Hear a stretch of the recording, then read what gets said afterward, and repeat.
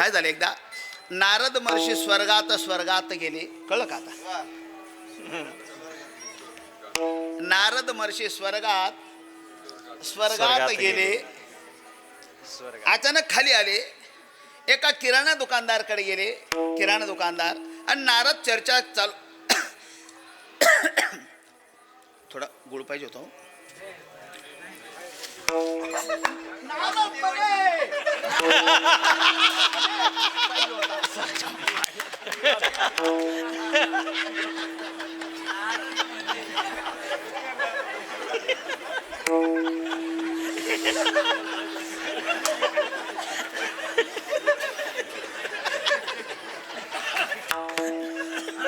इतकं बारीक आहे का? आज सांगतो मी.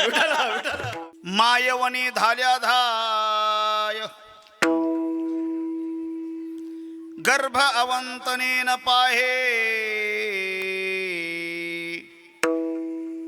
तैसे पूजिता वैष्णव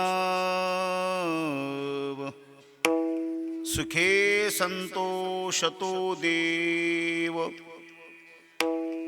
पुत्राच्या विजये पिता सुखावत जाय तैसे पूजिता वैष्णव सुखे संतोषतो देव तुका म्हणे अमृत सिद्धी हरे तृषा आणि व्याधी राम तैसे पूजिता वैष्णव सुखे संतोषतो देव विठ्ठल विठ्ठल विठ्ठल विठ्ठल विठ्ठल विठ्ठल विठ्ठल विठ्ठल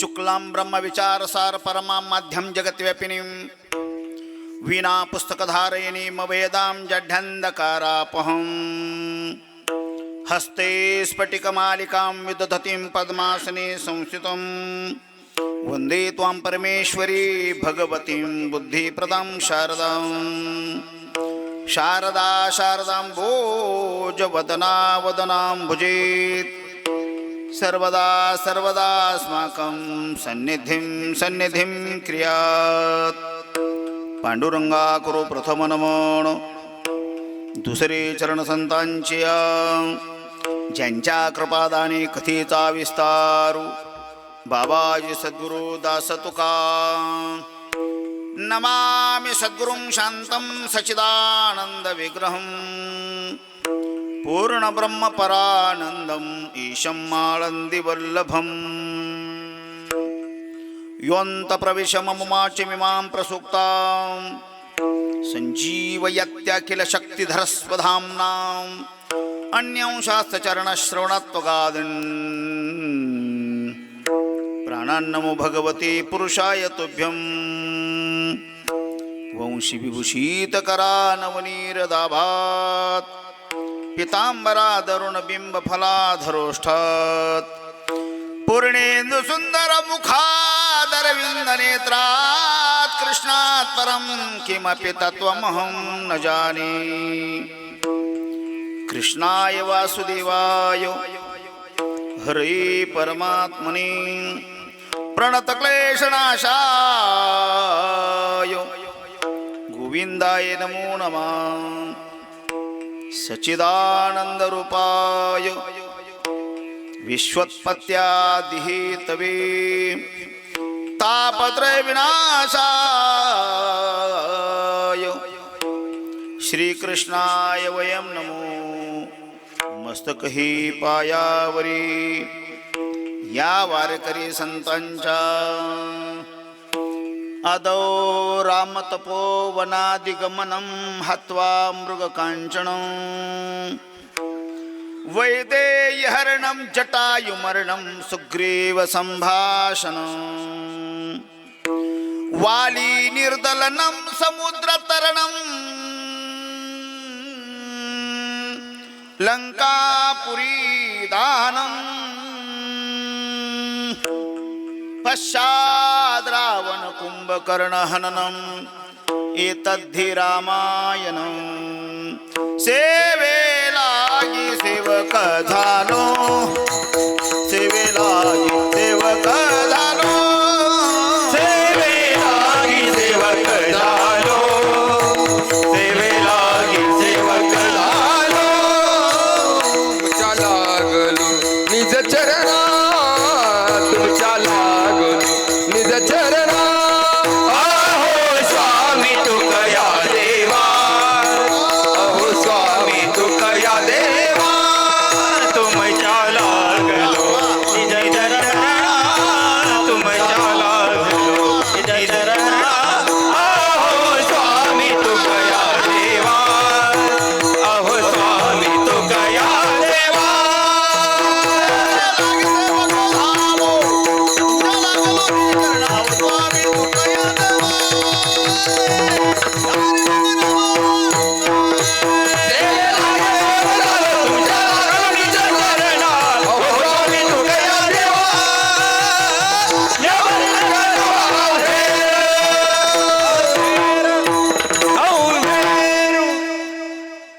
मायवनी धाल्या धाये गर्भ अवंतनेन पाहे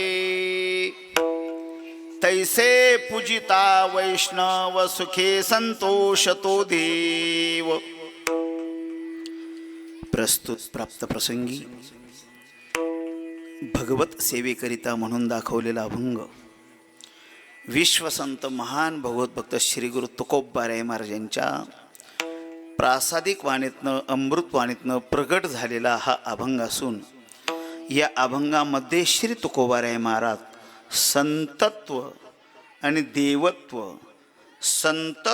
देवत्व या दोघातलं अभेदत्व सिद्ध करून संतत्व किती महान आहे, किती मोठं आहे, किती विशाल आहे ते महाराज प्रगट करण्याचा प्रयत्न करत आहेत. विठ्ठल विठ्ठल विठ्ठल विठ्ठल विठ्ठल विठ्ठल विठ्ठल विठ्ठल विठ्ठल विठ्ठल. मी असंच म्हणणार होतो, सर्व महिला पुढे सारखा असंच म्हणणार होतो. सारखा पुढे महिलांनो इथेपर्यंत बसा, आजीजवळ बसा, म्हणजे व्हिडिओ मध्ये तुम्ही दिसाल आम्हाला. आजी दिसते ना काय. सारखा निसं सरकल्यासारखं करू नका, सारखाच. हा या महिला मंडळी या पुढे. वा वा या या उठा उठा, मस्त असं जवळ बसा.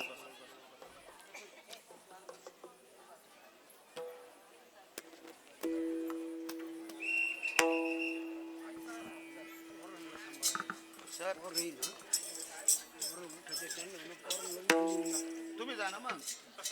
चोपदारचं काम आहे, मा काम आहे. पेटी पाहिजे होती म्हणलं, दान पेटी का असे ना. चला, जाऊ द्या आता. पांढरे तिला कोण वाजवेल? तुम्हीच वाजवा. आणा मग, काय अडचण नाही. आणा आणा आणा, मस्त. अभंग श्री तुकोबारायांचा आहे. हा, बरं वाटलं पाहता. 4 चरणाचा अभंग आहे. संतत्व किती महान, किती मोठं आहे ते कथन करण्याचा प्रयत्न या अभंगामध्ये महाराज करतायत. निवडलेल्या म्हणून दाखवलेल्या घेतलेल्या अभंगावर कैशा वेळेपर्यंत सरळपणाने, अर्जवपणाने, अभिमानरहितपणाने वाङ्मयीन सेवा प्रभुचरणी समर्पित करण्याच्या प्रथमतापूर्वी प्रारंभी अगोदर आपल्या उंच खडक ह्या नगरीमध्ये, या क्षेत्रामध्ये गेल्या काही वर्षापासून भगवान श्री पंढरीश परमात्मा, मर्यादा पुरुषोत्तम प्रभू रामचंद्र, ग्रामोदयत हनुमंतराय आदी करून स्थानदेवतेंच्या कृपेने, कृपाप्रसादाने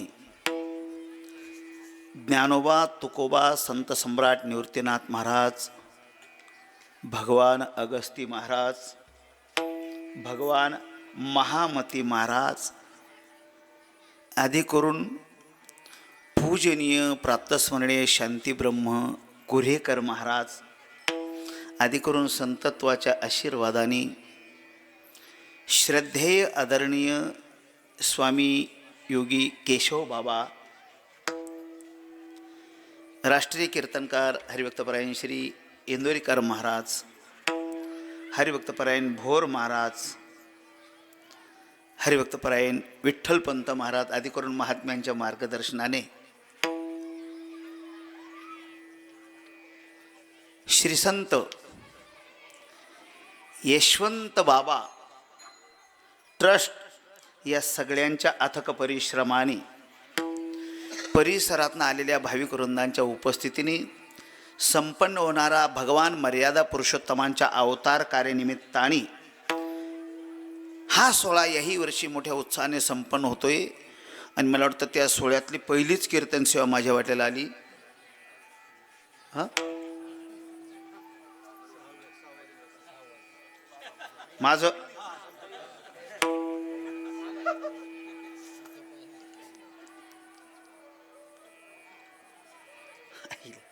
असं होईल ते. आता असं होईलच. आता ते काळी दोन पाडतील असा खोळायच तो होता. होऊ द्या, काही अडचण नाही. म्हणजे ते ना आपण बरोबर चालू झालो का? नाही तर आपला यमन कल्याण त्यांची बैरेवी असं बी व्हायला नको. विशेषतः जाऊ द्या, असेल त्या परिस्थितीने सगळे गुणीजन महात्मे मंडळी आहेत, इकून वाजवणारे महाराज आहेत, ज्यांच्या मुखारविंदातनं भगवान मर्यादा पुरुषोत्तमांचं चरित्र आपण रामकथा ऐकतो. महाराज पण हजर आहेत. खरं म्हणजे त्यांचा माझा पहिल्यांदाच परिचय, इथून माही कधी आपला परिचय झाला नाही. महाराज श्रद्धेय आदरणीय ह्या भागातलं वैभव, मला नाव माहिती नाही, वाकचौरेजी महाराज आहेत. ही सगळी महात्मे मंडळी आहे. सगळ्यांच्या उपस्थितीने सिद्ध होणारा, साकारला जाणारा हा सोहळा, आणि त्या सोहळ्यातले मला वाटतं 6व्या दिवसाची कीर्तन सेवा माझ्या वाट्याला आली. विठ्ठल विठ्ठल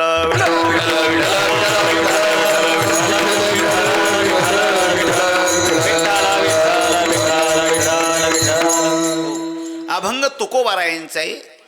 तुकोबारायाने समाजाला संतत्व किती महान आहे हे कथन करण्याचा प्रयत्न केला. न जाणो एकाने असं विचारलं असेल, महाराज आमच्या जीवनामध्ये आम्ही संतांना शरण जावं की देवाला शरण जावं, असा प्रश्न आहे आत्ता सद्यस्थितीला. आणि हा अभंग घेण्याचं कारण असं आहे महाराज, खरं तर कीर्तनकाराने प्रसंगोत्पात अभंग घ्यायचे असतात साहेब. जसा प्रसंग आला की त्या प्रसंगाच्या दिशेने कीर्तनकाराने वक्तव्य करायचं असतं, अभंग म्हणायचे असतात. याच्याकरता गाथ्यामध्ये सावध पण केलं, जैशी जशी वेळ पडे तैसे तसे होणेकडे, समय जाना भलते नाना भलते परी, सावता मारलिता समयाशी सादर व्हावे, देव ठेवले तैसेच राहावे, समय ना कळे काय भुंकती ते वेळी. तुकोबाराय सांगता प्रसंग जसा असेल तसं कीर्तनकाराने कीर्तन करावं. आज मंदिरात जात असताना माझ्यासमोर हा प्रसंग आला. म्हणून खरं म्हणजे अभंग घेतला. नाहीतर अभंग घेणार तो नाही, तुझं काही मागत संपत्ती, असं ठरलं होतं माझं तो अभंग घ्यायचा. पण मंदिरात गेल्यावर काहीतरी वेगळं होतं आणि मग अभंग घेतला. असं म्हणतो मी, प्रसंग कळत नसेल त्या कीर्तनकारला, तो किती का विद्वान असे ना, त्याच्या विद्वत्तेला किंमत नाही, विटंबुगा ज्ञानोबा असं लिहितात. आयुष्य विना लक्षणे, शिषे विना अलंकारणे, ओहरे विना वाधावणे, तो विटंबुगा.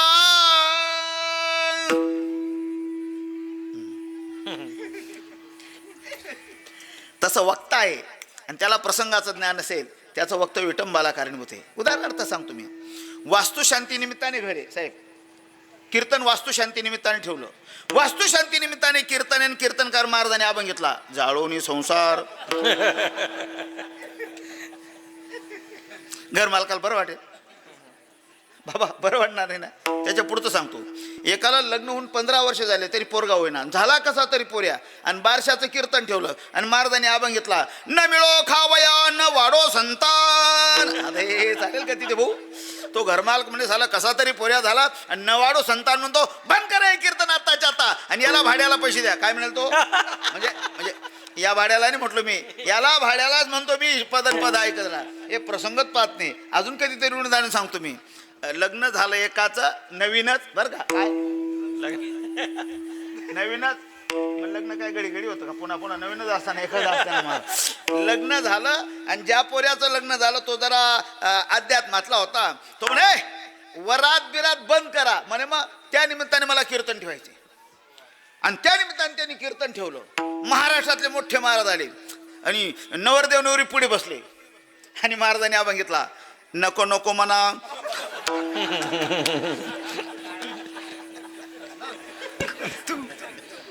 आता ते नको सांगू भाऊ, सुखे करावा संसार म्हणा. आता हे प्रसंग कळला पाहिजे. आज मंदिरात जात असताना बाबांच्या मुखातनं मी यशवंतराव महाराजांची कीर्ती ऐकली. इथे आलो, भगवान मर्यादा पुरुषोत्तमांची वास्तू पाहिली आणि भगवान मर्यादा पुरुषोत्तम रात्रभर इथे वास्तव्याला होते, असा पण इतिहास आहे. मग नेमकं वर्णन देवाचं करावं की संतांचं करावं, असा गोड प्रश्न माझ्या समोर राहिला. यातली तिसरी वाट काढायची असते, आपण तिसरी वाट काढायची असते आणि ती वाट म्हणजे आत्ता घेतलेला अभंग आहे. विठ्ठल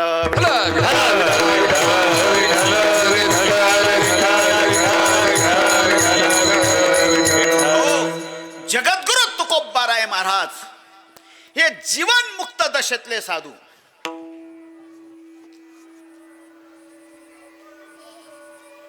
तशा दशा किती?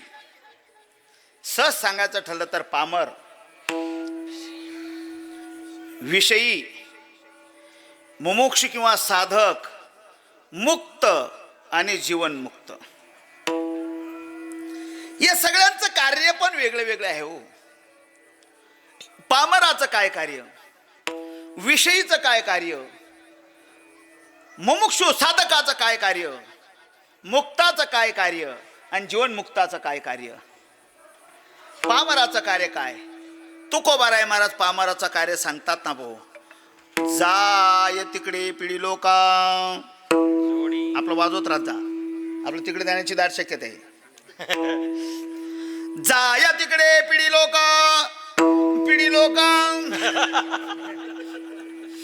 जोडी भांडवल थुंका. हा माळकरी जरी असला तरी पामरदशेमध्येच आहे. समजा माळ घातली म्हणजे पामरदशा संपून जाते असं काय नाही. कुणाला बी त्रास देण्याची वृत्ती जिवंत असली की समजा हा पामरदशेतलाच माणूस आहे. मग तो माळकरी असू द्या वा कीर्तनकार असू द्या, दुसऱ्याला दुःख देण्याची वृत्ती जिवंत असली की समजा तो पामर आहे. ज्ञानोबा वर्णन करतात, आखाद्याचे भोजने स्वैर श्री सन्निधाने. पामराचा कार्य नेहमी दुःख देतो.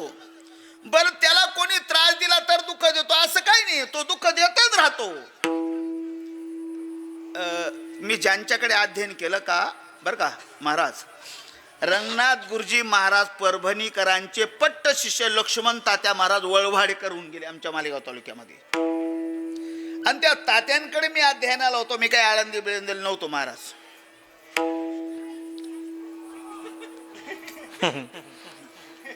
तात्या इतके विद्वान होते, झोपेत वृत्ती प्रभाकर सांगायचे. एकनाथ शास्त्री दैठणकर ही सगळी मंडळी तात्या वक्त्याबा हे बरोबर असायची नेहमी. ते तात्या एक दृष्टांत सांगायचे. काही माणसं कुठे बी गेले तरी विनाकारण त्रास देत राहतात म्हणे. मग तात्या म्हणे एकाच असं चौकामध्ये घर होतं. चौकामध्ये लोक त्या चौकात ये जा करायचे. लोक ये जा करायचे. लोक निघाले का तो लोकांकडे पाहायचा आणि शिव्या द्यायचा. काही संबंध नाही, घेणं देणं नाही, पण शिव्या द्यायचा. आणि शिव्या पण देत असताना डबल येऊ देत नव्हता, कारण तो अभ्यासू वृत्तीचा ग्रस्त होता. न जाणो त्यांनी त्या विषयांच्या अनुषंगाने PhD केलेली असावी. विशेषतः भलत्या मस्त मस्त म्हणजे त्याच्या दृष्टीने मस्त शिव्या द्यायचा. येणारे जाणारे म्हणायचे साला याचा ना आपला काही संबंध नाही, तरी एवढ्या घाण शिव्या देतो. पण लोक आपल्यामध्ये एक चांगुलपणा आहे, जाऊ द्या भाऊ, अंग भरायला घाबरत जा, असा आपल्यामध्ये प्रकार आहे. लोक त्याच्याकडे दुर्लक्ष करायचे. नंतर त्याच्या ध्यानात आलं, मी अखंड येणाऱ्या जाणाऱ्याला शिव्या देतो, माझ्याकडे लोक पाहत सुद्धा नाही. कसे पाहतील बरं लोक? बरं पाहत नाही तर पाहत नाही, मला कोणी बरं बी म्हणत नाही, कसं कोण बरं म्हणेल? मग त्याच्या ध्यानात आलं, ठीक आहे, मी जिवंत असेपर्यंत मला कोणी नाही बरं म्हटलं, पण मेल्यावर तर लोकांनी मला बरं म्हणावं. हा एक चांगला अंकुर त्याच्या अंतःकरणामध्ये आला. मग तो मुलांना भेटला, त्याच्या मुलांना म्हणे, पोरो म्हणे काय, आयुष्यभर मी गावाला शिव्या दिल्या भाऊ, मला कुत्र सुद्धा बरं म्हणत नाही. पोरं म्हणे आम्ही काय करू? काही नाही, जर कदाचित मी मेलो तर तुम्ही तरीच असं वागा की जेणेकरून लोक मला बरं म्हणतील. म्हणजे हा मरणोत्तर पुरस्कार, यालाच असे म्हणतात. पोरं म्हणे आम्ही काय करू? चालेल म्हणे. काय त्या म्हाताऱ्याचं नशीब, तिसऱ्या दिवशी म्हातार खरंच मरून गेलं. बाबा, माणसाला मरण कळतं बरं का. स्वतः आपण कधी मरणार ते आपल्याला कळतं, त्याला का कळलं असेल? एका शास्त्रामध्ये असं लिखित आहे, आपलं मरण कधी येते मी सांगून जातो तुम्हाला. दररोज आंघोळ करतो ना आपण, आंघोळ करत असताना अंगावर भरपूर पाणी टाका, आणि भरपूर पाणी टाकल्यावर सुद्धा हृदयाची जागा कोरडी राहिली, ज्या दिवशी समजावं त्या दिवसापासून 1 वर्षात आपण मरणार आहोत. म्हणून उद्यापासून काय करायचं? बाकीचे धरणात उडी मारतील, कोरडं राहील नको उभं. ते म्हातारं खरं तिसऱ्या दिवशी मेलं. दशक्रिया झाली, सगळा कार्यक्रम आवरला. मग लहान पोरगा भाऊ मोठ्या भाऊला म्हणे, दादा म्हणे काय, अरे म्हातारा मरण्याच्या अगोदर 4 दिवस असं बोलला होता, मी घाण वागल्यामुळे मला गावात कुत्र बरं म्हणत नाही, तुम्ही तरी असं वागा की मला लोकांनी चांगलं म्हणावं. मोठा भाऊ म्हणे वागू उद्यापासून आपण. मग दुसऱ्या दिवशी काय झालं, ते दारावर लोक येतात ना, तुमच्याकडे येत असेल ना, दुःख विसर, दारावर गावातले 10-5 लोक आले. या चौघ भावांनी येणाऱ्यांना घरामध्ये घेतलं, दरवाजे बंद केले, अशा काठ्या काढल्या, आणि दारावर येणाऱ्यांना बेदम त्यांनी विनाकारण मारलं. हो, ते मार खाणारे म्हणे साल तो चांगला होता रे म्हणे.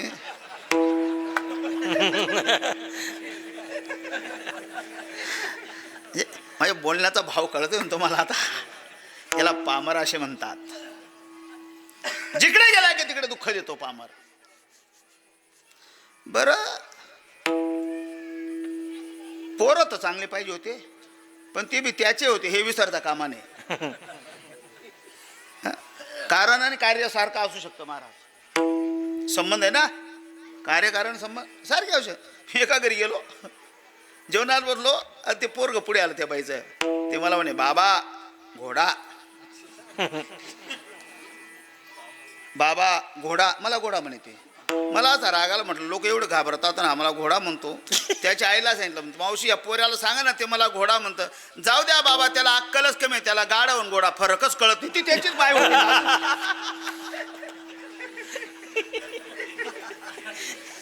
याला पामर म्हणतात. चला पुढे जाऊ द्या, याला पामर म्हणतात.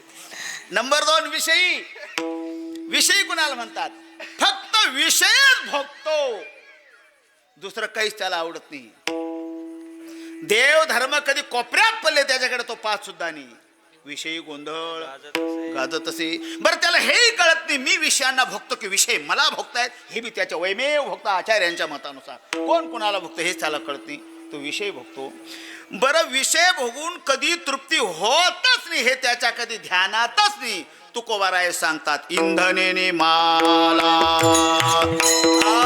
अग्नी कोठे, इंधनेने माला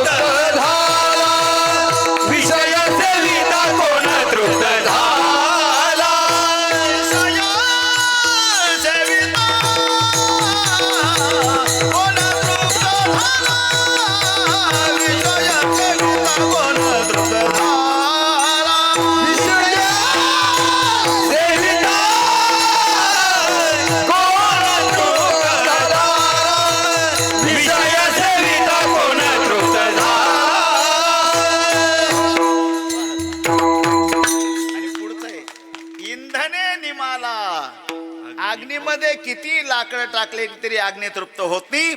तसे विषय सेवनाने आपली तृप्ती होत नाही बापो. पण सेवन करत राहतो हा विषयी आहे. चला पुढे.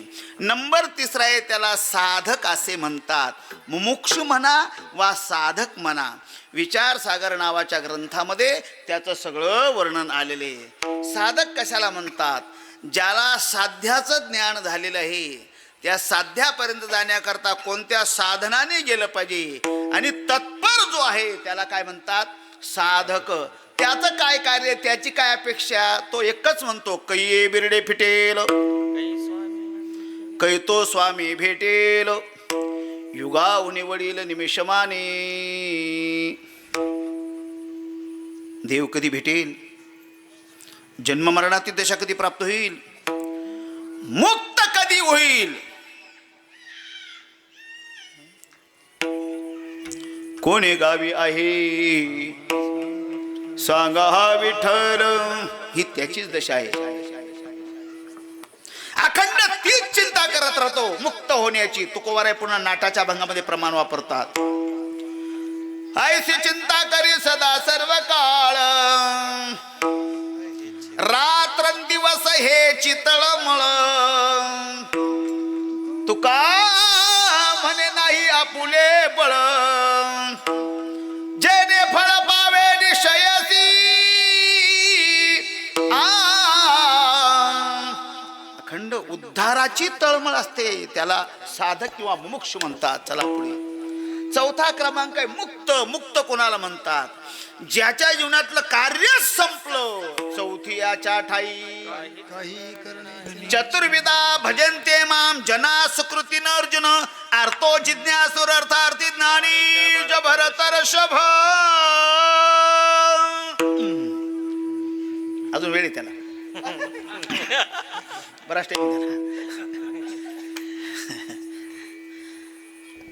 याला कार्य संपलं, निश्चित स्वरूपाला गेला तो. आता आणि शांतीने त्याचं कार्य संपलं. काम नाही, काम नाही, काम नाही, काम नाही, काम नाही, काम नाही, काम नाही, काम नाही. थोडं थोडं स्टोक म्हणायचं. वेळेत सगळं जावलं पाहिजे ना, त्याला कर्तव्यच नाही. अजून एक आपण काकडा करतो ना बाबा दुपारी, काकड्यातलं प्रमाण चालतंय. सुखे मी निज लोगा शून्य सारोनी तेथे. हा मुक्त आहे, याचं कर्तव्य संपलं. चला मला वेळ नाही आता. आणि पुढचं आहे त्याचं नाव आहे जीवनमुक्त. जीवनमुक्त कोणाला म्हणतात? मुक्त दशा प्राप्त झाली, एकांतात गेले, पण स्वतः करता जगत नाही तर जगत कल्याणाकरता मुक्तपणा सोडतात आणि पुन्हा खाली येऊन काहीतरी कार्य करतात. त्यांना जीवनमुक्त साधू असे म्हणतात. त्यातले श्री तुकाराम महाराज जीवनमुक्त साधू. वरून ते पाहत होते, आरा सगळा समाज भवसागरामध्ये बुडतोय, दुःख भोगतोय रे. येतो कळवळा म्हणून या खाली येतात आणि समाजाला सांगतात का रे, जीवदशा संपवा. अहम ब्रह्मास्मी निजबोध रूप शिवम शोम त्वम आसी, ते तू आहेस हे कळून घ्या रे तुम्ही. मग एकाने विचारलं, महाराज ब्रह्मस्मी पदापर्यंत जाण्याकरता, देहदशा संपण्याकरता, शिवस्वरूप प्राप्त होण्याकरता काय केलं पाहिजे? महाराज म्हणतात एक काम करा, एक तर तुम्ही संत शरणागती पत्कारा, नाही तर ईश म्हणजे देवाची शरणागती पत्कारा. असं महाराजांनी सांगितलं. त्या समाजातले 2 माणसं उभे राहिले. पटकन आता तुम्ही मोबाईल काढले म्हणून मी पटकन चाललो तिकडे. 2 जण उभे राहिले. ते म्हणे महाराज मी संत शरणागती पत्कारतो. दुसरा म्हटला महाराज मी ईश म्हणजे देव शरणागती पत्कारतो. चालेल म्हटले. तिथून 2 निघाले. काही दिवस एकाने साधू सेवा केली, काही दिवस एकाने देव सेवा केली. देव सेवा आणि संत सेवा करणारे 22 वर्षात पुन्हा 2 एकत्र आले आणि एकमेकाचा परिचय होताच, पूर्व परिचय. दोघांची चर्चा चालू झाली. चर्चेतला विषय असाच होता, कारण तू काय करतो? तो म्हटला मी संत सेवा करतो. तो म्हटला तू काय करतो? तो म्हटला मी देव सेवा करतो. असाच विषय होता दोघांचा. बोलता बोलता एक म्हणे 100% संत सेवेपेक्षा देवसेवा मोठी आहे.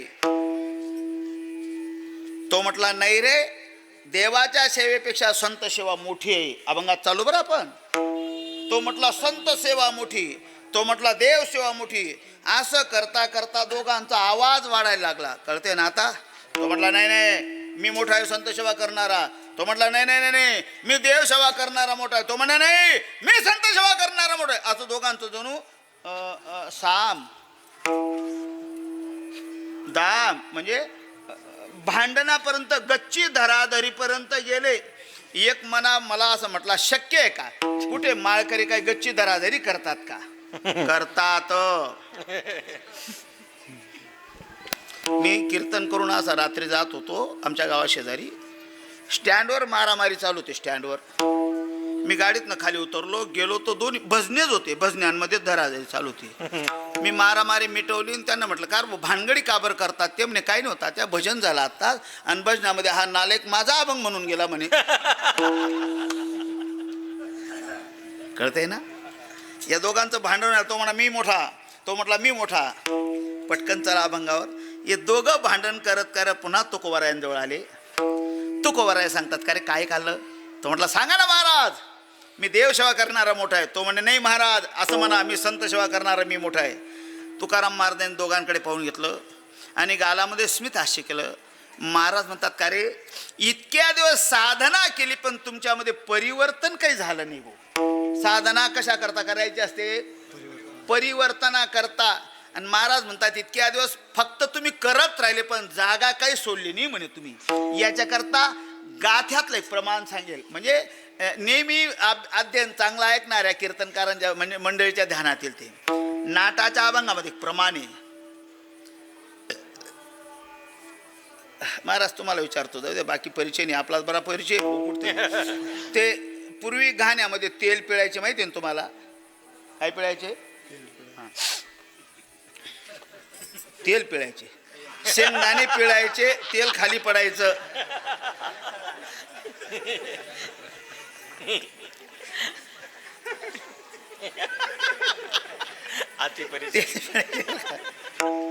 बरोबर आहे. सरळ बोललो मी, पण तुम्ही त्याचं ते मी चिंतन एकदम बारीक ऐकलं तर मजा येते, नाही तर मजा येत नाही. एक ग्रस्त त्याच्या बायकोला म्हणे का गं म्हणे, म्हणे काय लोक काहीच्या काही पाळायला लागले म्हणे, माझं असं मत आहे आपण बी काहीतरी पाळलं पाहिजे. ती म्हटली माय लोक काय पाळतात? तो म्हणे एकाने ससे पाळले, एकाने घोडे पाळले, एकाने कुत्रे पाळले. मग ती म्हणे तुमचं काय मत आहे? तो म्हणे माझं असं मत आहे आपण बी एखादं माकड पाळावं. ती म्हणे नका, एक आहे ना.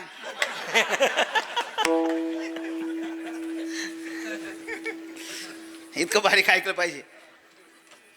बरं आहे ना. अजून सांगतो किती बारीक ऐकलं पाहिजे तेच सांगतो. अगोदर पूर्वी दाढ्या नावी करायचे. कोण करायचे? आता बी नावीच करताना एक असं नावेच दाढी करायला लागलं. अर्धी दाढी झाली आणि बडबड करायला लागला. नावी म्हणे क्षौर कर्म करीत असताना बहिर्दिशा लघुशंका भोजन आदी कर्म करीत असताना मौन सर्वार्थ साधनं बोलायचं नसतं. तर तो बोलणं बंद कर ना. अर्धी दाढी झाली तो नावायला म्हणे नावी दादा म्हणे काय हे दाढ्या करण्याचा धंदा तू कधीपासून करतो? नाही म्हणे 15 वर्ष झाले. 15 वर्षापासून? मग 15 वर्षापासून रोज माणसांची दाढी करतो, कधी मध्ये गाडवाची केली का? तो नाही म्हणे पहिलाच टाईम आहे. इतकं बारीक ऐकलं पाहिजे ते म्हणतो ते. बरोबर आहे ना. कीर्तनाचं ढोल पद्धतीनं विनोद पण असले पाहिजे, पण असे विनोद असले पाहिजे. अजून सांगतो कसे विनोद असले पाहिजे. जाऊ द्या. काय झालं एकदा नारद महर्षी स्वर्गात गेले. कळलं का आता? नारद महर्षी स्वर्गात गेले. अचानक खाली आले. एका किराणा दुकानदारकडे गेले. किराणा दुकानदार आणि नारद चर्चा चालू. थोडा गुळ पाहिजे होतो.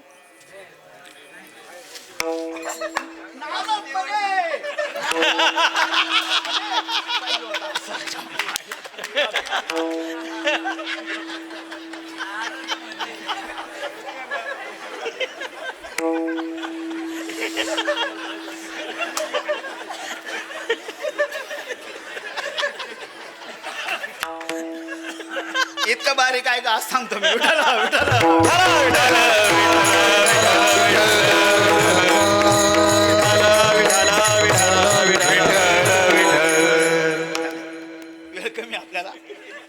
कधीतरी मजा करतो मी. ते तेल पिळायचा जो घाणा आहे त्या घाण्याला बैल जुंपलेला असतो. तुकोबाराय सांगतात गाथ्यामध्ये, जुंपिले घाना बांधोनी डोळी, मागे जोड्या रतेने ही पोळी, चालिलो किती ते न कळे, दुःख रंबळे तान भुक, माझे स्वहित नेनती कोणी. तो बैल चालत राहतो पण दिवसभर चालतो बाप हो, पण जागा सोडत नाही. तसं आयुष्यभर परमार्थ केला आणि आपल्यामध्ये परिवर्तन होत नसेल तर त्याच्यात आणि आपल्यात बदलच नाही. विठ्ठल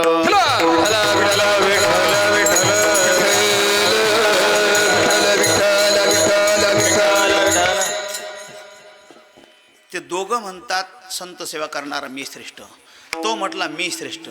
महाराज म्हणतात का रे, संत सेवा करणारा तू म्हणतो मी मोठा, देव सेवा करणारा तू म्हणतो मी मोठा. का रे, इतक्या दिवस तुम्ही साधना केली, तुम्हाला हे कळू नये का? काय संत आणि देव फक्त म्हणायला दोन आहेत. त्याची संत देव ते संत, देव ते संत, हो देवाचे संत, देवाचे संत, देवाचे संत, देवाचे संत, देव ते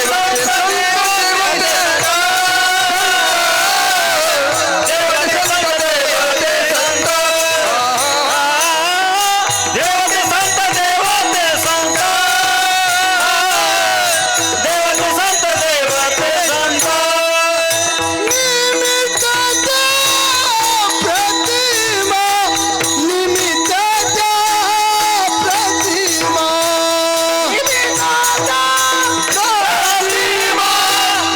निमित्ताच्या प्रतिमा,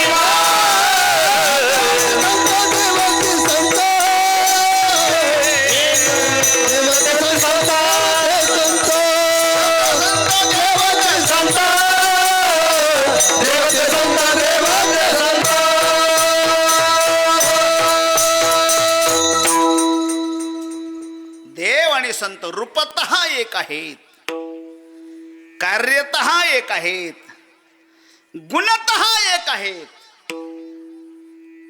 शक्ती पाहिली तरी सारखी. का रे, देव आणि संत एकच आहेत भाऊ. असायला म्हणायला दोन आहेत पण असायला एक आहेत.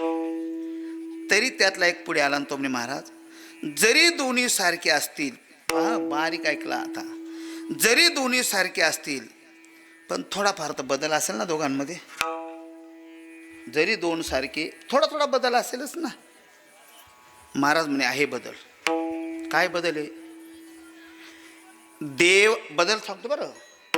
देवाची सेवा केली तर ती सेवा संतांना मिळत नाही, पण संतांची सेवा केली की ती देवाला मिळते. हा बदल आहे बरं ना. तुका म्हणे देवा त्यांची केली पावे सेवा, त्यांची केली पावे सेवा, तुका म्हणे देवा त्यांची केली भावे सेवा, त्यांची केली भावे सेवा, त्यांची केली भावे सेवा.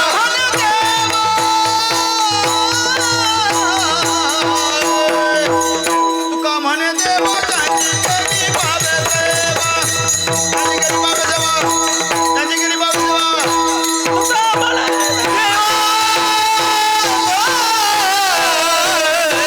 तुका म्हणे देवा त्यांची केली भावे सेवा, केली भावे सेवा, त्यांची केली भावे सेवा. फरक सांगतो आणि अभंगाचं पहिलं चरण तुम्हाला म्हणायचं अजून नाही. देवाची सेवा केली की ती संतांना मिळत नाही, पण संत सेवा केली की देवाला मिळते. कशाप्रमाणे ऐका हा. आता भागवतामध्ये भगवान कृष्ण परमात्मा उद्धवाला सांगतात, हे उद्धवा काय झालं. आता सध्या स्थितीला भागवताचार्य फार झाले पण भागवतातल्या ओव्यानी म्हणत, बरोबर ना. भागवतात मग मूळ भागवतात जे गीत आहेत ते तर म्हटले पाहिजे, वेणुगीत म्हटलं पाहिजे, भ्रमरगीत सांगितलं पाहिजे, भिक्षुगीत, हे सगळे गीतं सांगितले पाहिजे ना. पण ते सांगत नाही. आई माझी, ते का बापाने ठेवलं का भागवतात आई माझी, ते त्याचं काय गरज आहे तिथे. चला, खरं तर कीर्तनकार अभ्यास वृत्तीचा असला पाहिजे. त्याने कोणाचे तरी धोत्र धुतले पाहिजे, कुठेतरी माधुकरी मागितले, कोणाचे तरी पाय दाबून कीर्तनकार झाला पाहिजे. तो त्याची ताकदच वेगळी असते भाऊ. नवीन नवीन अध्ययन करताना नवीन नवीन सांगायचं. लावा थोडं तिकडे घेऊन जा एकांतात.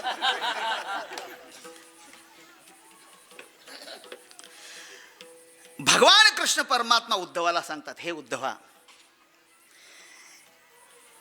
माझी सेवा केली तर त्यात संत सेवा घडत नाही, पण संत सेवा केली की त्यात माझी सेवा घडते. तुकोबाला असं म्हणतात, देव सारावे परते, संत पूजावे आरती. आणि नाथ महाराजांनी ते रेखाटले प्रकरण. भगवान म्हणतात, हे उद्धवा, माझ्या भक्ताची सेवा न करिता जो माझी सेवा करी सर्वथा, तेने मज हानी तल्या लाथा, की तो माझ्या घाता प्रवर्तला. आणि मग जर एखाद्याने माझ्या भक्तांची सेवा केली की ती सेवा मला प्राप्त होते म्हणे, आणि भक्तांना सोडून दिलं आणि मग मला प्राप्त होत नाही म्हणे सेवा. नाही ना, मग अगोदर भक्तांची सेवा करा. आणि जर भक्तांची सेवा केली की त्यात माझी सेवा सहज होते, हे दुसरं चरण आहे, पण नंतर आपल्याला म्हणायचं.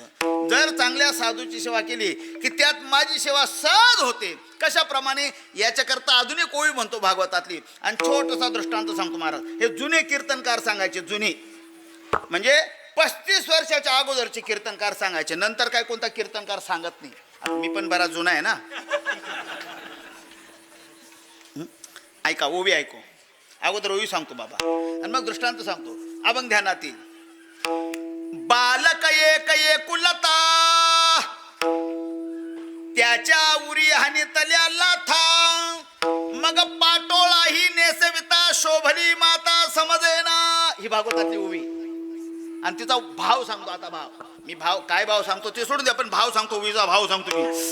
ओवीचा भाव सांगतो. काय झालं, एकाकडे त्याच्या आईचं वर्ष श्राद्ध होतं, आणि वर्ष श्राद्ध निमित्ताने त्यांनी कीर्तनादी सगळे दान कार्यक्रम ठेवले.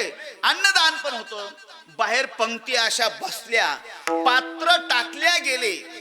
पण त्या दिवशी घरामध्ये अगोदर एका बाईचं पूजन करून जेवण द्यायचं असं नाथ महाराज लिहितात. काय म्हणतात त्या बाईला? हा, सुवासिन, बरोबर आहे ना, सुवासिन म्हणतात. मग ती सुवासिन बाई आली, तिला अन्न ताट वाढलं, कुंकुम तिलक तिचं चालू होतं. तेवढ्यात तिचं 2 वर्षाचं पोरग तिच्या बरोबर आलं. त्या पोराने ताटातली जलबी उचलली आणि अशी तोंडामध्ये टाकली. ती जलबी खाणार तेवढ्यात घरमालक आला. घरात पूजा झाली की नाही हे पाहण्याकरिता. त्यांनी पाहिलं तर ते पोरग जलबी खात. तो ग्रस्त त्या बाईला म्हटला, बाई म्हणे काय हा पोरगा कोण आहे? ती म्हणे, भाऊसाहेब माझंच पोरग आहे ना. तुझं पोरग आहे?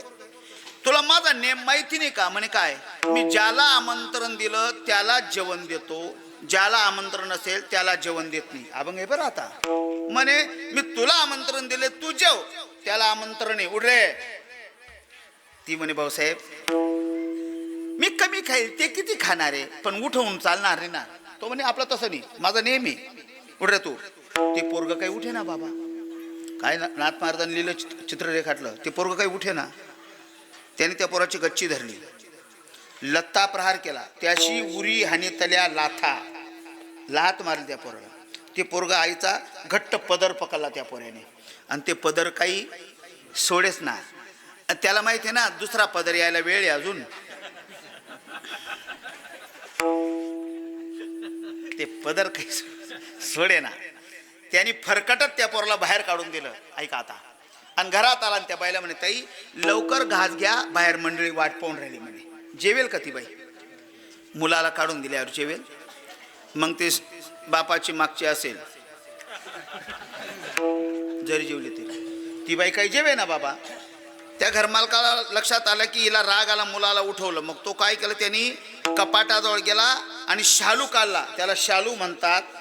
महावस्त्र म्हणतात, हांबर म्हणतात, पाटोळा म्हणतात. असं भारी पातळ कालं आणि त्या बाईला म्हणे हे पातळ नेस आपण जेवा पटकनी. जेवेल ती बाई, ती म्हणे नालायका काडी लावतो या साडीला. माझ्या पोराला उठून दिलं आणि मला साडी नेसवतो. ताड दिवशी ती बाई उठली आणि निघूनच गेली. बाहेरचे लोक म्हणे बसूत का? तो म्हणे थांबा रे भाऊ, ती बाई निघून गेली, थांबा म्हणे. का बरं गेली? जाऊ द्या म्हणे ती आता. मग ऐन वेळेला काय केलं, सुवासिन म्हणून त्यांनी तिकडच्या गल्लीची बाई बोलवली. काय नाथांचं प्रकरण पाहा. ती बाई आली, जेवणाला बसली, पाणी फिरवलं, कुंकुम तिलक घास घेतला आणि मंडळी बसली बाहेर. जेवण झाल्यावर ती बाई त्या घर मालकाला विचारले, म्हणे का रे भाऊ? म्हणे काय? मला ऐन वेळेला का बरं बोलवलं तू? अगोदर कुणाला सांगेल नव्हतं का? तो म्हणे इतिहास मत पूछो. सांगेल होतं. म्हणे काय झालं? अशी अशी बाई आली, पण ती तिचं पोरगा घेऊन आली आणि मी फक्त मुक्तीला आमंत्रण दिलं होतं. त्या पोऱ्याला उठवलं तर ती बाई बी रागा रागा निघून गेली, म्हणून तुला ऐन वेळेला बोलवलं. ऐका हा आता अभंग म्हणायचं तुम्हाला आता. ती म्हणे म्हणजे ते पोरग बरोबर होतं म्हणून त्या पोराला उठवलं, ती बाई बी निघून गेली. त्या पोराला तू जेवण दिलं नाही, त्याला आमंत्रण होतं म्हणून. म्हणे हां. म्हणे काय रे बावळ्या? म्हणे काय? ती तिचं पोरग घेऊन आली होती, मग ती निघून गेली, त्या मुलाला आमंत्रण होतं. म्हणे हां. मग मी तरी कुठे एकटी आली होती? म्हणे आता कीर्तन करेल तुम्हाला. मी तरी कुठे एकटी आली होती? म्हणे मग ती म्हणे मी पण माझ्या पोऱ्याला घेऊनच आली होती. तो ग्रस्त म्हणे साला कुठे फसवलं म्हणे हिने, तर कुठे पोरगा? मुलगा काही दिसे ना बाबा. तो म्हणे मुलगा कुठे तुझा? ती म्हणे चक्रम तिचा फक्त जन्माला आलेला होता, माझा जन्माला येणं बाकी आहे, गर्भात. तिला आमंत्रण होतं, तो पोरगामुळे ती निघून गेली. तू बावळटपणा केला. मला आमंत्रण दिलं होतं, मी गर्भातल्या पोरांना तू काही आमंत्रण दिलं नव्हतं, पण ते आलंच ना, त्याने अन्न खाल्लंच ना. तुकोबाराय सांगतात, अरे माय आली की गर्भातलं पोरग येतच, आमंत्रणाची गरज नाही. अभंगाचं पहिलं टोक. मायवनी झाल्या धाया, मायवनी झाल्या धाया, मायवनी झाल्या धाया, मायवनी झाल्या धाया, मायवनी झाल्या धाया, मायवनी झाल्या धाया, मायवनी झाल्या धाया, मायवनी झाल्या धाया, गर्भावतने ना पाहे, गर्भावतने ना पाहे, पाहे तैसे वैष्णता वैष्णवा, तैसे पूजिता वैष्णवा, गर्भावतने पाहे, गर्भावतन पाहे, तैसे पूजिता वैष्णवा,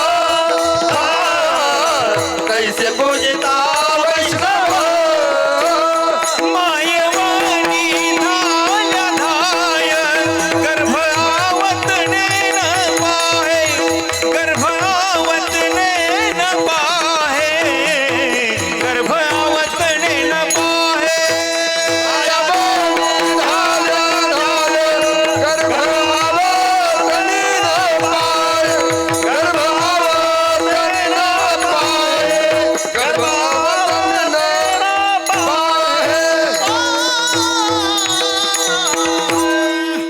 वा सर वा. काय महाराजांचं नियोजन आहे.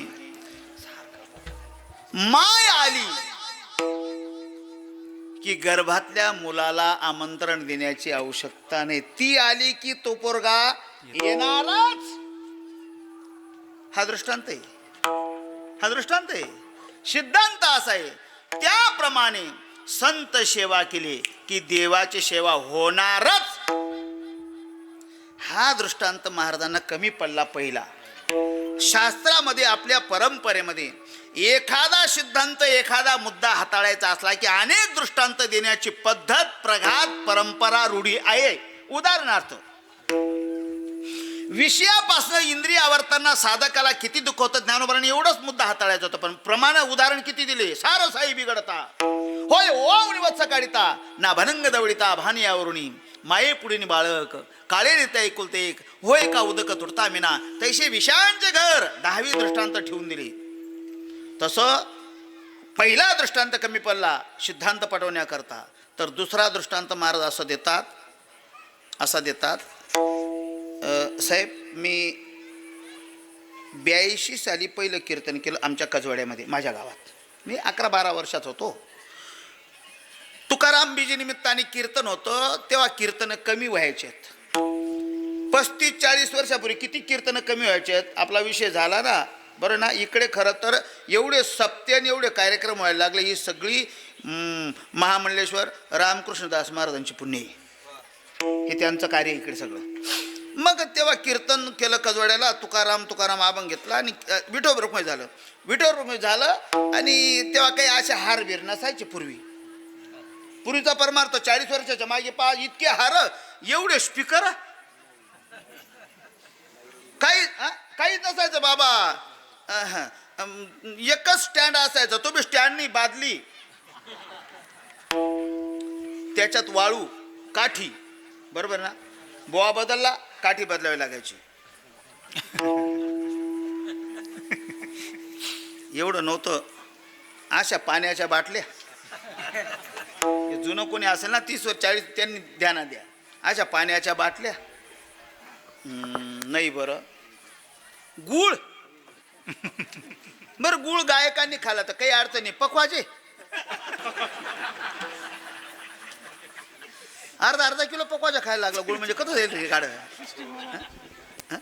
अशा बाटल्या बिटल्या. माफ करा बाबा मी काल परवा असं बोललो आमच्या जळगावला. असं बोललो मी म्हटलं 2 तासात कीर्तनकार पाणी प्याला नाही तर 100% मरणार नाही. आत्मविश्वास आहे मला. का बरं. अरे 42 दिवस तुकोबारायण करता निळोबाराय बिगर अन्न पाण्याचे राहिले काही झालं तर 2 तासात आपण मरून जाणार आहेत का. आपली आचारसंहिता आपण सांभाळ. शायनिंग झाली ती आता. शायनिंग सांगतो मी. बरं नेमकं पाणी राहतं का काय राहतं काय माहिती अजून. नको प्यायला. मग पूर्वी असं काय नव्हतं. असे हारबी नसायचे. मग एका विठोबा केलं आणि आमच्या गावातल्या पोलीस पाटलांनी मला हार टाकला. बाबा तेव्हा हार कशाचा. तुळशीच्या मंजुळाचा हार असायचा. असा हार टाकला. मला काय त्यातलं काही गांभीर्य नाही. माझे वडील भजनी आहेत. 91 वर्षाचं वय आज पण आहेत. ते असे पुढे बसले होते कीर्तनाला. पेटी मास्तर बिस्तर ते सगळे. माझ्या गळ्यात जेव्हा हार टाकला सगळे लोक एकदम फ्रेश आणि माझ्या वडिलांच्या डोळ्यात आसरू आली. जुने परमार्थिक. मग त्यांच्या शेजारी ग्रस्त बसला होता. तो म्हणे अण्णा इतकं सुंदर कीर्तन करतो पोरगा आपला आणि तुमच्या डोळ्यामध्ये आसरू का बरं आले. ते माझे वडील जे म्हटले ना ते फार महत्त्वाचं आहे. ते माझे वडील म्हणे ही आसरू दुःखाचे नेत्र म्हणे मग हे माझ्या आनंदाचे आसरू आहेत म्हणे का बरं. हार मला असं वाटायला लागलं माझ्या पोऱ्याच्या गळ्यात हार पडला ना मला असं वाटलं तो हार माझ्याच गळ्यात पडला असा आनंद वाटायला लागला म्हणे मला. कळलं का. अजून सांगू. समजा महाराज आहेत मृदंगाचार्य महाराज. हे जेव्हा लहान असतील यांच्या वडिलांच्या अपेक्षा असतील आकांक्षा असतील की माझा पोरगा पकवाज वाजवला झाला पाहिजे. सुंदर पकवाज वाजवणारा माझा पोरगा झाला पाहिजे. आणि जेव्हा एखाद्या मोठ्या विद्वान कीर्तनकाराच्या कीर्तनामध्ये त्यांच्या मुलाने पकवाज वाजला असेल यांनी पकवाज वाजला यांचे वडील त्या कीर्तनाला असतील जेव्हा यांची वावा कीर्तनकार करत असेल तर त्यांच्या वडिलांचं अंतकरण काय म्हणत असेल. बरोबर ना. यांची वावा झाली की त्यात त्यांची वावा आहे असं तुकाराम महाराज 3रं चरण वापरतात. पुत्राचा विजय पुत्राचा विजय पुत्राचा विजय पुत्राचा विजय पुत्राचा विजय पुत्राचा विजय पुत्राचा विजय पुत्राचा विजय पिता सुखावत जाय पिता सुखावत जाय पिता सुखावत जाय पिता सुखावत जाय पिता सुखावत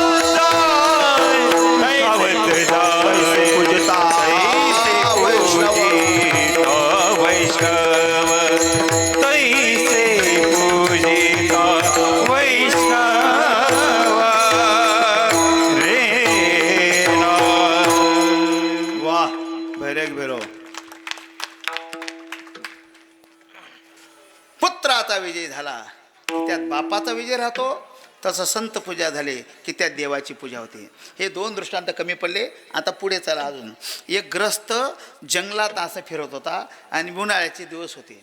उन्हाळ्याचे दिवस होते. तहानेने व्याकुळ झाला. त्याला पाणीच प्यायला मिळेना. सगळे धरणं तलाव सगळे आटलेले होते. पाण्याविना मी मरतोय की काय असं त्याला वाटायला लागलं. आणि प्रवास त्याचा चालूच होता. पुढे चालता चालता काय झालं, एका झाडाखाली त्याला घागर दिसली. त्याला घागर म्हणतात तुमच्याकडे, घागर दिसली. तो म्हटला नक्की एखादा शेतकरी संध्याकाळी आऊत बंद करून घरी गेला असेल, त्यांनी शेतात आणलेली घागर असेल, तिच्यामध्ये पाणी असू शकतं. तो घागरीच्या दिशेने चालायला लागला. तर थोड्या अंतरावर गेला तर घागर त्याला ओलसर पण दिसली. तो म्हणजे ज्यावर ती घागर ओली आहे त्यावर ती 100% पाणी आहे. तो घागरीजवळ गेला. आत्मविश्वास जागा झाला. 100% पाणी. घागरीवरचं आच्छादन त्यांनी बाजूला केलं. हे तुकोबारांनी रेखाटलेलं चित्र आहे बापू. आच्छादन बाजूला केलं. त्या घागरीमध्ये डोकावून पाहिलं तर त्याला पाणी दिसलं. त्याला पाणी दिसलं पण ते पाणी नव्हतं. न जाणो कुंभमेळा येत होता आणि स्वर्गातला अमृत कळश एक देवता तिथे ठेवून गेली होती असं गृहीत धरा. त्याला ते माहिती नाही. त्यांनी ती घागर उचलली. ताणच लागेल होती तेवढी घडघड ओतून घेतली. प्याला तो. पाणी म्हणून प्याला पण नेमकं काय प्याला? अमृत प्याला. त्याची अपेक्षा अशी होती माझी तहान गेली पाहिजे म्हणून तो पाणी म्हणून प्याला. पण प्याला जे ते अमृत होतं त्या अमृताची ताकद असे भाऊ, तहान तर गेलीच त्याची पण त्यात जन्म मरणाची व्याधी बी गेली त्याची. तुका म्हणे अमृत सिद्धी हरे तृषा आणि व्याधी. जसं अमृत प्याल्यामुळे ताणही जाते आणि जन्म मरणाची व्याधी जाते, दोन काम होतात. तसं संत पूजा केली की संत पूजा होते आणि देवाची पूजा होते. मुलाने चांगलं काम केलं तर मुलाचाही विजय आहे पण त्यात बापाचा विजय. तसं संत पूजा केली की देवाची पूजा आहे. आईला आमंत्रण दिले की गर्भातल्या मुलाला बोलवण्याची गरज स्वतः येतं. तसं संत पूजा केली की देवाची पूजा सहज होते. विठोबा रखुमाई रखुमाई विठोबा रखुमाई विठोबा रखुमाई विठोबा रखुमाई विठोबा रखुमाई विठोबा रखुमाई विठोबा रखुमाई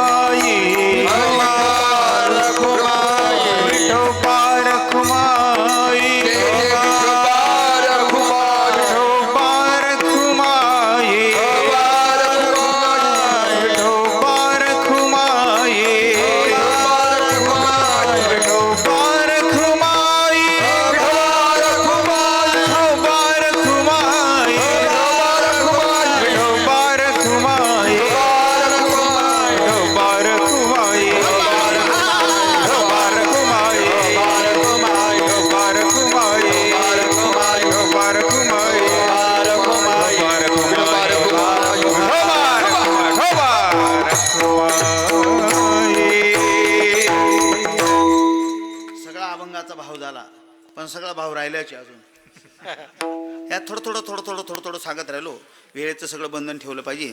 आमच्या संस्थेचा आपल्या संस्थेचा असा नियम होता, ज्यांनी वेळेवर कीर्तन आवरला की त्याला सगळे मार्क मिळायचे. मग काही का सांगे ना तो काही म्हणजे काही बी नको, महत्त्व सांगितलं पाहिजे. हे सगळं झालं बाबा. आता एक महत्त्वाची अशी मेक म्हणतात त्याला शास्त्रामध्ये, ती मेक मारून जातो. त्याप्रमाणे तैशे पूजिता वैष्णव असा शब्द आहे ना. आता तैशे शब्द काय दाखवतो इथे? नेम असा आहे, जिथे हे शब्द आला की हे शब्द के शब्दाची अपेक्षा करतो, जिथे हे शब्द आले की हे शब्द ते शब्दाची अपेक्षा करतो, जिथे ऐशे शब्द आला की ऐशे शब्द कैशे शब्दाची अपेक्षा करतो, तैशे शब्द आला की कैशे शब्दाची अपेक्षा करतो. तैशा पूजिता वैष्णव. त्याप्रमाणे वैष्णवांची सेवा करा, देवाची सेवा होते असा एक अर्थ होतो. दुसरा अर्थ त्याचा वेगळा आहे. तैशे म्हणजे काय दुसरा अर्थ असा आहे. काय तैशे शब्द आहे ना त्याच्यात, दुसरा अर्थ वेगळा आहे त्याच्यात. काय शब्द एकच राहतो पण त्याचे वेगळे वेगळे अर्थ निघतात. याला शास्त्रीय भाषेमध्ये श्लेष अलंकार असे म्हणतात. एका शब्दाचे विविध अर्थ निघतात. बाबा तुम्हाला विचारतो, एक म्हटलं पळा म्हणजे का बरं, वाकडं तिकडं आलं म्हणजे काय? साप नाही ताई, ते चहा मध्ये टाकायचं आलं.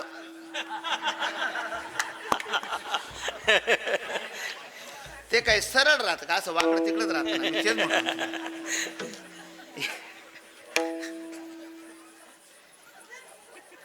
9:30 बंद करू का? आणि आपलं तसं काही जेसीबी सारखं नाही, तासावर उगतच येते. मला पण 250 किलोमीटर जायचंय ना. एका शब्दाचे विविध अर्थ होतात. शब्द एकच राहतो. एक श्लोक म्हणतो मी बरं का बाबा, बैर तो होणार आहे, काही अडचण नाही. मुद्दाम टाळटाळ केली मी. वेगळे वेगळे शब्द एकच, पण ते जेवढा वेळ तेवढे त्याचे अर्थ होतात. पहा कोणता शब्द वापरतो ते तुम्ही सांगा. तीर्थासी गेला कधी पावलान, हरी त्याला कधी पावलान, गाठी त्याच्या कधी पावलान, कांता त्यासी हनी पावलान. कोणता शब्द पुन्हा ठेवला? पावलानं पावलानं पावलानं. 4 दाबा, 4 अर्थ त्याचे वेगळे वेगळे. पण शब्द एकाच अर्थ काय? तीर्थासी गेला कधी पावलान. हा एखादा करंटा तीर्थानं पावलानं गेला ना तर त्याला हरी कधी पावलान. वा. ज्याला हरी कधी पावला ना त्याच्या गाठी कधी पावला. लक्ष्मण प्यारेलाल पावला न. आणि ज्याच्या गाठी कधी पावला ना त्याला त्याची बायको हानी पावला न. शब्द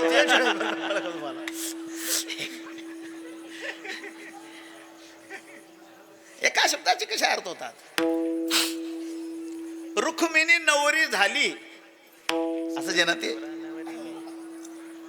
अशी रुक्मिणी बाबर झाली ग. रुक्मिणी नवरी झाली. 2 नवरदेव समोरून आले. कोण कोण?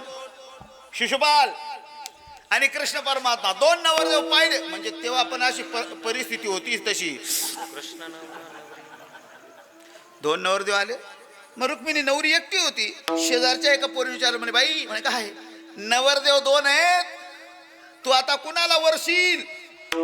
रुक्मिणी म्हणे मी शिशुपाल नवरा नवरी मी. कशी शब्दात पहा ना. शिशुपाल नवरा नवरी मी म्हणे मग श्रीकृष्ण नवरा नवरी मी. शब्द तेच आहेत. एका शब्दाचे विविध अर्थ. हे बी तुम्हाला जीवावर गेला असेल तर थोडं न्यारं सांगतो बाबा.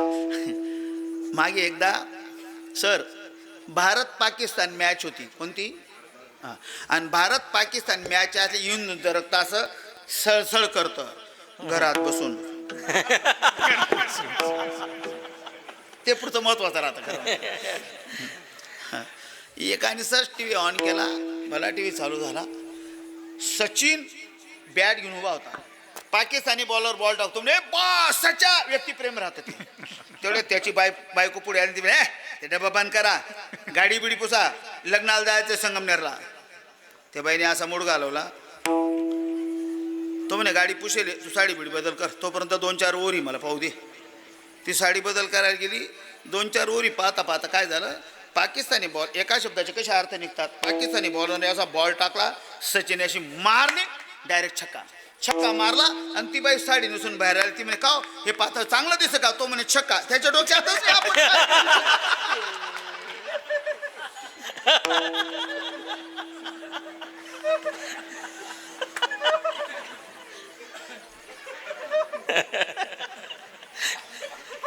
याला श्लेष अलंकार असे म्हणतात. ऐका आता. तसं तैसे हे महत्वाचं पद आहे. आता तैसे म्हणजे कसं, हे दृष्टांत दिले त्याप्रमाणे असा अर्थ त्याचा एक निघतो. पण दुसरा अर्थ असा आहे तैसे वैष्णव. तैसे वैष्णव पाहिजे. कोणते बी वैष्णव नको, तैसे वैष्णव पाहिजे. तैसे म्हणजे कैसे? ज्ञानेश्वर महाराजांनी ज्ञानेश्वरीमध्ये 12व्या अध्यायामध्ये जे वर्णन केलं वैष्णवांचं, तसे वैष्णव पाहिजे. खर तर वैष्णव कोण? अवघी देवावरी माया.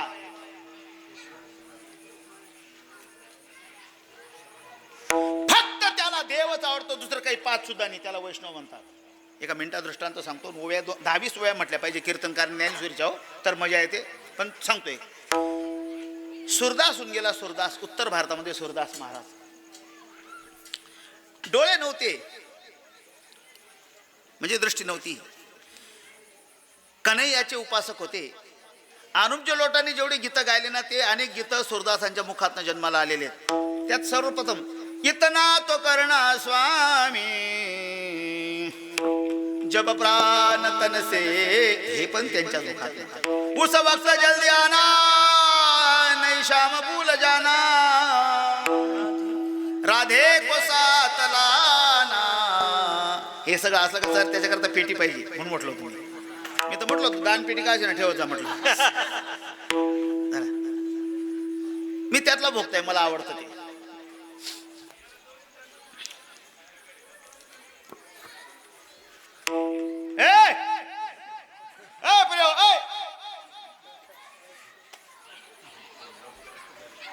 ते डायरेक्ट पात्याला घेते ते कसं ऐकते आपलं. जाऊ चोपदार, नाही थांबा तुम्ही, मी जातो. ते बी ऐकण्यात मग्न होऊन गेले चोपदार. त्याला भगवान, चला जाऊ द्या जाऊ द्या, मला एक मिनिट महत्वाचं आहे. भगवान कृष्ण परमात्मा त्या सुरदासांजवळ प्रगट झाले. सुरदास महाराज, हे काय तुम्हाला काहीतरी द्यावं अशी माझी अपेक्षा आहे. सुरदास म्हणे तुझी अपेक्षा काहीतरी द्यावं, पण आमचा बाणा असा आहे काही ना मागे कोणाशी. हात पसरीजीने झीग त्याचे, त्यातला मी आहे. नको काय नाही, काहीतरी घ्यावं सुरदास महाराज. तो म्हणे काय घ्यावं तीच मला अक्कल नाही. काय देतो? मला असं वाटतं तुमच्याकडे सगळे म्हणे, पण तुम्हाला दृष्टी नाही म्हणे. मग तुम्हाला दृष्टी देतो म्हणे. पाय तुझी इच्छा म्हणे. का बरं? मी विशाल लोल लोचन, माझे लोचन विशाल, तुम्हाला तसं बनवून टाकतो. देवाने नुसता संकल्प केला हो, घडीमोडी हेळा मात्र ताकद त्याच्या. ते सुरदासाला डोळे आले, डोळे आले, दृष्टी आली, आणि सुरदासाने देवाला पाहिलं. आणि देवाला पाहिलं, नकशकांत पाहिलं. ऐका आता, मोरपुच्छ पाहिला, मुकुट पाहिला, ज्या मुकुटावर नाना तऱ्हेचे हिरे, मोती, पाचू, माणिक, रत्नजडीत, हे सगळं पाहिलं. लल्लाट पाहिलं, होठ पाहिले, लोचन पाहिले, कानामध्ये कुंडल पाहिले, त्याची छबी गालावर उमटलेली पाहिली, हास्य ज्याचं वदन पाहिलं, कौस्तुभण्याच्या माळा पाहिल्या, ब्राह्मणाची लाथ पाहिली, पितांबर पाहिला. हे सगळं पाहिलं. सुरदास गदा गदा गदा हसला. ऐकत राहा.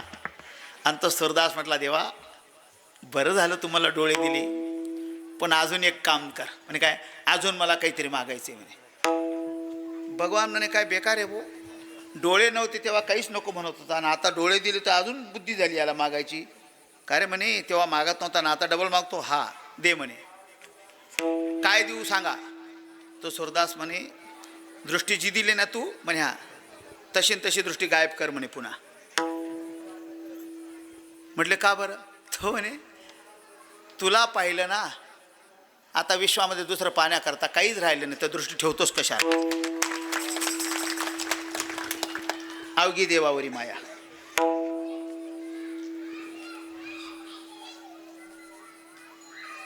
अद्वष्टा सर्वभूताना मैत्र करून इथेपर्यंत जो पोचला असेल वैष्णव होतो जया. जो खांडावया घाव घाली लावणे जयाने केली, दोघा एकची सावली वृक्ष ते देसा ना तर यक्षदंडू, इथेपर्यंत ज्याचं जीवन असेल वैष्णव होतो जया. तुल्य निंदा स्तुतीर मौनी संतुष्ट येणे केण्याची, जो निंदे ते नाही गे स्तुतीनेच लागे, किंवा यथा लाभे न तो खे आलाभे न पारुखे. अजून काय सांगू तुम्हाला, वेळ नाही पण तरी सांगतो. अशोचायन शोचसम प्रज्ञा वादंश भासते. गीता शिकवते गता असून गता असून नानु शोचंदी पंडिता. इथेपर्यंत पोचला असेल तो वैष्णव होतो. हे सगळं कमी पडलं देवाला. आणि भगवान परमात्माला काय लकेर आली काय नाही. 13वा अध्याय चालू झाला आणि 13 गीतेचे तसे 22 अध्याय. किती?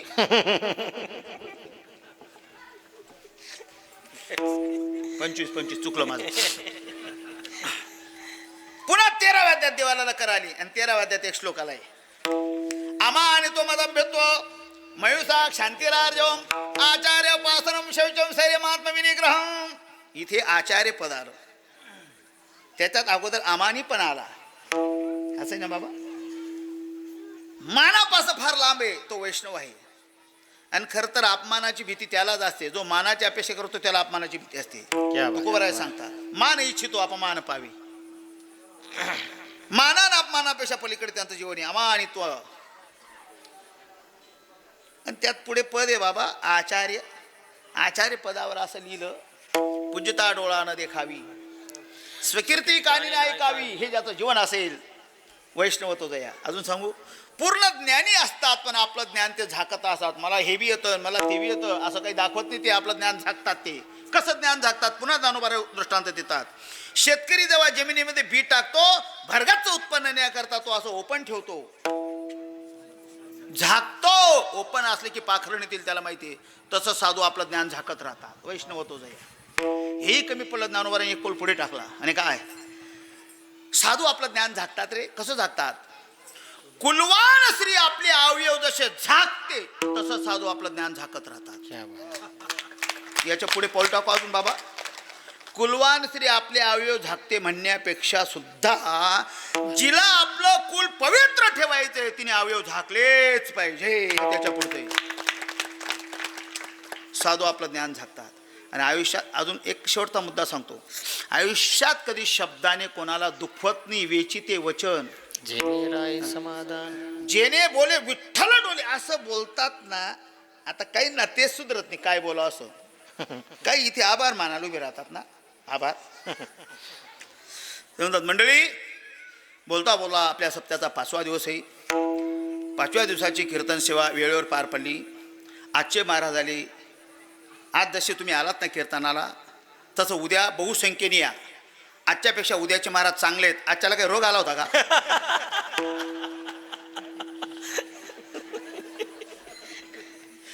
असं बोलतात.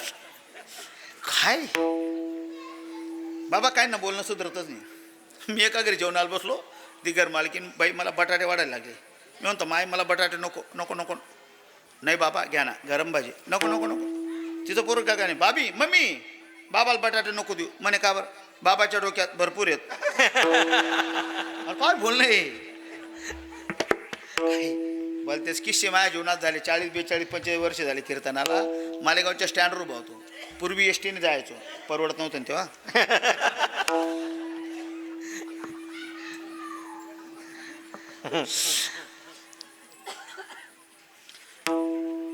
12ला गाडी होती. 1 वाजला बाबा तरी गाडी आली नाही. शाळेचे पोरं बी आले. असे फार गोंधळ करायला लागले. एका पोराने त्याचा डबा काढला ना, असं चपाती खायला लागला. शाळेतलेच पोरं. मिसच त्याच्याकडे पाहिलं आणि त्याने माझ्याकडे पाहिलं. तो ना बाबा भूक लागेल का तुम्हाला? मी म्हणतो नाही भाऊ. लागेल होती पण कसं काय इज्जतीमध्ये राहावं लागतं ना. आता उंचा मागितला मी. मला का चहाची गरज होती. घ्या ना बाबा पोळी. मी म्हणतो नाही रे नको नको. हा घ्या बाबा पोळी खा ना. म्हटलं नाही रे तुझ्या शिव्या देईल. नाही सांगून देईल ना, कुत्रा खाऊन गेला असं.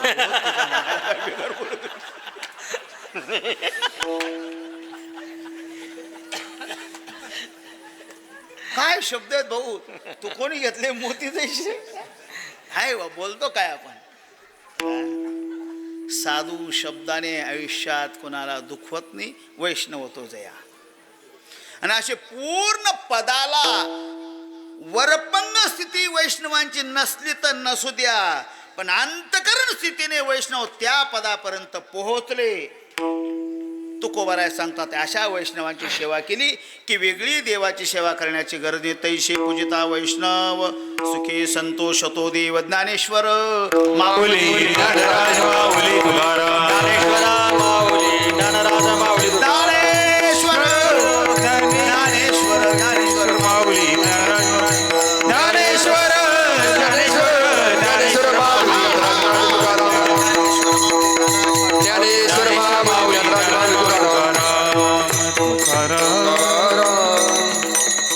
तुका म्हणे अमृत सिद्धी. तुका म्हणे अमृत सिद्धी. तुका म्हणे अमृत सिद्धी. तुका म्हणे अमृत सिद्धी. हरे कृष्ण आणि व्यास. हरे कृष्ण आणि व्यास. तैसे पूजिता वैष्णव. तैसे पूजिता वैष्णव. हरे कृष्ण हरे कृष्ण हरे पूजिता वैष्णव. पूजिता वैष्णव. सुखी संतोष तो देव देव देव. सुखे संतोष तो देव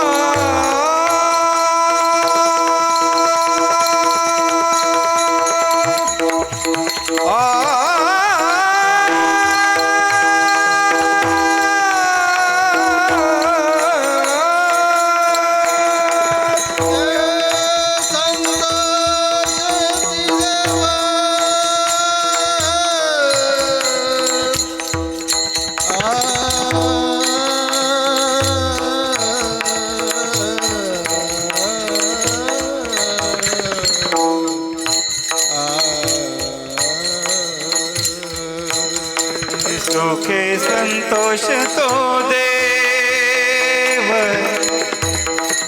सुखे